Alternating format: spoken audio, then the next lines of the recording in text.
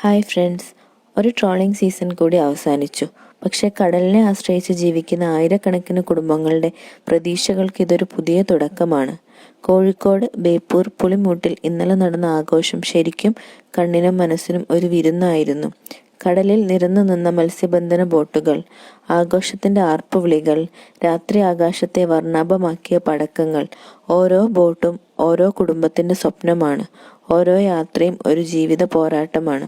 ഇനി ദിവസങ്ങൾക്കുള്ളിൽ ഈ ബോട്ടുകൾ കടലിൽ നിന്ന് കുറെ മത്സ്യങ്ങളുമായി മടങ്ങിയെത്തും. എല്ലാ മത്സ്യത്തൊഴിലാളികളും സുരക്ഷിതരായി കുടുംബത്തിലേക്ക് തിരികെ എത്തട്ടെ. അതാണ് നമ്മൾ ഓരോരുത്തരുടെയും പ്രാർത്ഥന. ഈ മത്സ്യത്തൊഴിലാളികൾക്ക് കടൽ വെറും വെള്ളമല്ല, അത് അവരുടെ ജീവിതവും ഉപജീവനവും സ്വപ്നവുമാണ്. ഇന്നലെ ഞങ്ങൾ അവിടെ നല്ലൊരു കാഴ്ചയാണ് കണ്ടത്.